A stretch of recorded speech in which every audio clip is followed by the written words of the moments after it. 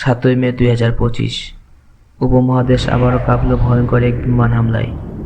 ভারত ও পাকিস্তান দুই পারমাণবিক শক্তিধর দেশের মধ্যে নতুন করে শুরু হয়েছে সামরিক উত্তেজনা। ৭ই মে বুধবার মধ্যরাত ভারতীয় সেনাবাহিনী পাকিস্তানের নিয়ন্ত্রিত কাশ্মীরের উপর বিমান হামলা চালায়, যার নাম দেওয়া হয় অপারেশন সিঁদুর। এই অভিযানে ৯টি স্থাপনায় মিসাইল ছোড়ে ভারত। প্রাথমিকভাবে জানা যায়, এই হামলায় অন্তত ৯ জন বেসামরিক নাগরিক নিহত হয়েছে, এর মধ্যে একজন শিশুও রয়েছে, এবং আরও অন্তত ৩৮ জন আহত হয়েছেন। ভারত জানিয়েছে কোনো সামরিক স্থাপনায় হামলা চালানো হয়নি। পাল্টা জবাবে পাকিস্তান দাবি করছে তারা ভারতের ৫টি যুদ্ধবিমান ভূপাতিত করেছে।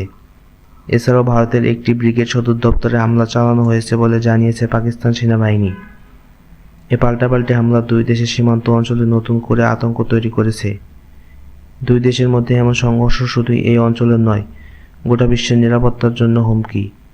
প্রশ্ন উঠছে, এবার কি তাহলে যুদ্ধ অনিবার্য? আপনি কি ভাবছেন? মন্তব্য জানাতে ভুলবেন না। এ ধরনের আরও ভিডিও পেতে চ্যানেলটি সাবস্ক্রাইব করুন।